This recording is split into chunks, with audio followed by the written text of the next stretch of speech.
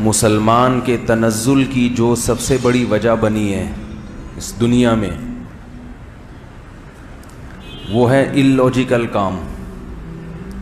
سمجھ میں آ رہی ہے بات؟ ایسے کام کرنا جس کی کوئی لاجک بولے بھائی نہیں ہے،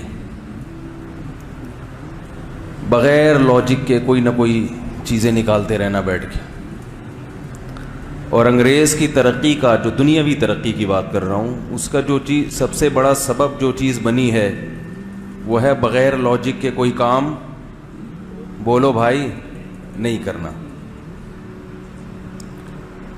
مسلمان بغیر لاجک کے فرضی چیزوں پہ کیوں آتے ہیں، اس کی ایک وجہ بھی بتا دوں. وہ وجہ یہ ہے کہ ہم قرآن مجید میں پیغمبروں کے، بزرگوں کے واقعات پڑھتے ہیں جس میں ہمیں معجزے اور کرامتیں بھی نظر آتی ہیں.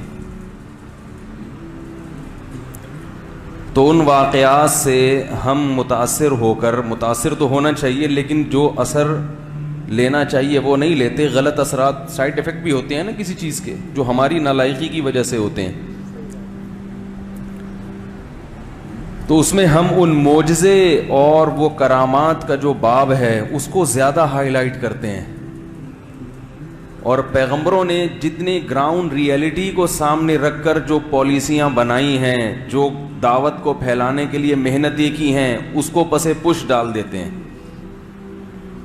نہیں یار سر، مثلاً ہم کہتے ہیں کہ جب 313 کا بدر میں 1000 سے مقابلہ ہو سکتا ہے اور اللہ کی مدد سے فتح ہو سکتی ہے،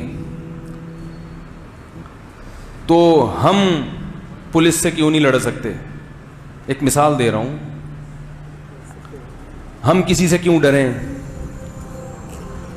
ہم فلاں کا گریبان کیوں نہیں پکڑ لیتے؟ ہم محلے کے دادا سے پھڈا کیوں نہیں کر سکتے؟ ہم یہ کیوں نہیں کر سکتے؟ ہم یوں کیوں نہیں کر سکتے؟ بھائی نبی کا مشن بھی درست، نیت بھی درست، ہمارا مشن بھی درست اور نیت بھی درست. تو ان کی جب 313 کو 1000 پہ اللہ نے فتح دی تو ہم کمزور ہو کر اور بغیر کسی لاجک کے، طاقت تو ہے نہیں، قوت تو ہے نہیں، تو ہم یہ دھماکہ کیوں نہیں کر سکتے؟ دھماکے سے مراد بم دھماکہ نہیں، یعنی کوئی بھی دھماکہ بھی اس میں شامل کر لیں آپ. تو ہم یہ بڑا کام کیوں نہیں کر سکتے؟ تو نبی صلی اللہ علیہ وسلم کی سیرت کو اگر آپ دیکھیں گے تو آپ نے جتنے بھی فیصلے خود کیے ہیں وہ معجزے اور کرامات کی بنیاد پہ نہیں کیے، وہ گراؤنڈ ریئلٹی کو سامنے رکھ کر فیصلے کیے ہیں. لیکن بسا اوقات ظاہری اسباب کے لحاظ سے فیصلہ غلط ہوا مگر اللہ نے خیر ڈال دی اور مدد کر لی. لیکن نبی نے کبھی کوئی ایسا کام ہم نہیں دیکھتے کہ کیا ہو جس میں دنیا کے اسباب کو دیکھے بغیر آپ نے کوئی فیصلہ بولو بھائی کر لیا. مثلاً یہ بدر ہی کو دیکھ لیں. غزوہ بدر میں مسلمان تھے بہت کمزور، اسباب نہیں تھے، 313 لوگ تھے. نبی صلی اللہ علیہ وسلم نے ان 313 کو لے کر مکہ پہ چڑھائی کا ارادہ، ارے بول لو بھائی، نہیں کیا. کیونکہ اسباب کی دنیا میں فتح کی امید، گراؤنڈ ریئلٹی یہ کہتی ہے کہ 313 نہیں لڑ سکتے. 313 کو 1000 کے مقابلے میں بھی خود سے لا کے کھڑا نہیں کیا تو بولنا پڑے گا نا، خود سے نہیں لائے، بلکہ ایک گوریلا وار والی پالیسی آپ نے اختیار کی کہ ایک وفد آ رہا ہے تجارت کی غرض سے، تو چونکہ انہوں نے ہمیں مکہ سے نکالا ہے، ہمارے اسباب اور وسائل پہ انہوں نے قبضہ کیا اور ان کے ساتھ ہمارا کوئی امن ایگریمنٹ بھی نہیں ہے، تو ایسے موقع پہ جو بھی، یعنی جس سے وار ہوتی ہے نا اس سے کوئی ایگریمنٹ تو نہیں ہوتا نا، تو دنیا کا بھی قانون ہے کہ آپ اس پہ چڑھائی کر کے اس سے اس کا مال اسباب چھین سکتے ہیں. تو آپ صلی اللہ علیہ وسلم نے ارادہ کیا کہ ہم اپنی معیشت کو مضبوط کرنے کے لیے, انہوں نے ہم سے ہمارے نوالے چھین لیے, ہمیں قحط میں مبتلا کر دیا, تو یہ جو تاجروں کا لشکر آ رہا ہے اس پہ گوریلا وار کر کے شبخون مارا جائے اور ان سے یہ تجارتی مال کو چھین لیا جائے. یہ آسان ہے 313 کے لیے. او بھائی یہ آسان کام ہے, یہ مشکل کام ہے. گوریلا وار کر کے اس طرح سے لے لینا یہ کیا ہے؟ آسان. لیکن قدرت نے کیا کیا, اللہ کو کچھ اور منظور تھا. مخبری ہو گئی, مشرکین مکہ کو پتہ چل گیا کہ ادھر چند لوگ مسلمانوں کے ہمارے تجارتی قافلے پہ حملہ کرنا چاہتے ہیں. تو وہ 1000 کا لشکر لے کے بدر کے میدان میں آ گئے. تو نہ چاہتے ہوئے بھی 313 کس کے مقابلے میں آ کے کھڑے ہو گئے؟ یہ نبی نے نہیں چاہا تھا, یہ قدرت کی طرف سے ہو گیا. بہت مشکل ہے بھائی. کاش یہ چیز آج کے دینداروں کی سمجھ میں آ جائے, جن کے اکثر کے کام کی کوئی لاجک, نہ بچوں کی تربیت کی کوئی فکر ہے, اللہ بہت بڑا ہے, نہ صحت کی کوئی فکر ہے, اللہ بہت, شوگر کا مریض ہے رسگلے کھا رہا ہے, اللہ بہت بڑا ہے.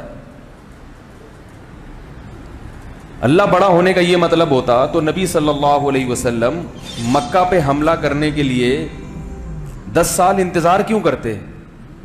10,000 کا لشکر تیار کر کے مکہ پہ حملہ کیوں کیا؟ 313 کو لے جا کے مکہ والوں سے کیوں نہیں بھڑوا دیا؟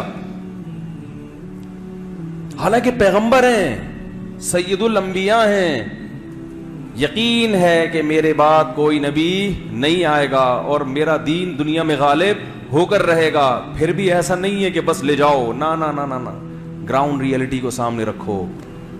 یہ کمزور ہیں, یہی شہید ہو گئے تو گئے. یہ 13 سال کی محنت ہے, اسی محنت کو لے جا کے میں بھڑوا دوں, یہ سب شہید ہو گئے تو بچے گا کیا؟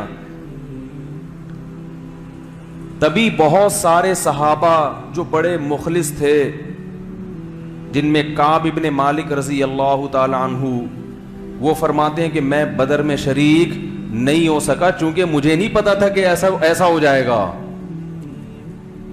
بہت سارے مدینہ میں صحابہ ایسے تھے جو یہ کہتے تھے کہ اگر ہمیں پہلے پتا چل جاتا کہ بدر کی باقاعدہ لڑائی ہو گئی تو ہم اس لڑائی سے پیچھے نہ رہتے, کیونکہ عالم اسلام کی سب سے پہلی اور ایسی فضیلت والی لڑائی. لیکن کہتے ہیں ہمیں تو پتہ ہی نہیں تھا کہ نبی کا ایسا یعنی اس طرح سے ہو جائے گا. میں سمجھا پا رہا ہوں اپنی بات؟ تو یہ اتفاقی حادثہ تھا. اب یہ قدرت کی طرف سے ایک یوں سمجھیں کہ ایک آزمائش آ گئی. تو جب اللہ کی طرف سے آزمائش آئے, آپ کی طرف سے نہ ہو, وہ آپ کی کسی حماقت کا نتیجہ نہ ہو, قدرت کی طرف سے ہو, تو پھر اللہ کی مدد بھی اس میں ہوتی ہے. ہمیں جو مصیبتیں آ رہی ہیں وہ قدرت کی طرف سے نہیں ہیں, وہ ہماری حماقتوں کے نتیجے ہیں وہ. اور ڈالتے کس پر ہیں؟ بولو نا بھائی, اللہ کی مرضی ہے بھائی. پھٹ گئے کھا کے مر گئے, اللہ کو یہی منظور تھا. گاڑی کی بریکیں کام نہیں کر رہی, چلا رہے ہیں, بریک یہ ہوتا ہے نا دیندار, بریک بھائی تو صحیح کروا لے. یہاں بریک لگتی ہے تو 6 کلومیٹر کے بعد جا کے گاڑی سٹاپ کرتی ہے. 4-6 آدمی درمیان میں پیل دیے. اللہ کی یہی مرضی تھی بھائی, لکھی ہوئی تھی, ایسا ہی ہوتا ہے نا, لکھی ہوئی تھی, آ گئی, کیا کریں. تو نبی کی ہم سیرت اگر دیکھتے ہیں, جو کام بھی آپ نے کیا, جو فیصلے بھی آپ نے کیے, معجزوں کو سامنے رکھ کر نہیں, گراؤنڈ ریئلٹی کو سامنے رکھ کر. اس میں اگر کبھی مسئلہ ہوا تو اللہ کی طرف سے فرشتے بھی نازل ہوئے, اللہ کی طرف سے معجزوں کا ظہور بھی ہوا. بدر میں دیکھ لیں کہ نبی کی چاہت کے بغیر قدرت کی طرف سے انتظام ہوا کہ 313,000 کے مقابلے میں آ کے کھڑے ہو گئے. اور پھر قرآن نے اس کی حکمت بیان کی کہ اللہ یہ چاہتے تھے کہ آج حق کو واضح کر دیں, ان 313 کو 1000 پر فتح دے کے بتا دوں کہ میں کس کے ساتھ ہوں, مسلمانوں کے ساتھ.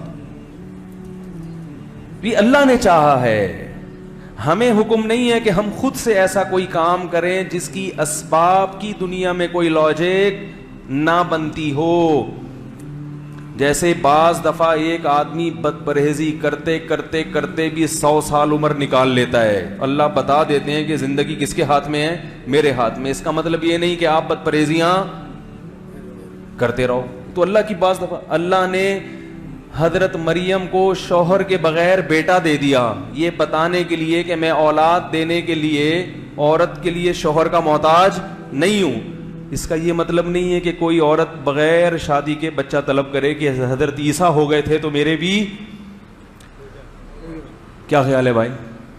اور دلیل یہ دے کہ میں بھی حضرت مریم کی طرح اللہ کی عبادت کیا کروں گی. شوہر کی ٹینشن بولو بھائی مجھے نہیں چاہیے, بڑی ٹینشن ہے. تو میں حضرت مریم کی طرح نیک بنوں گی اور اللہ سے اولاد مانگوں گی تو میرے بھی ہو جائے گی. تو یہ پاگل ہونے کی علامت ہوگی کہ نہیں ہوگی؟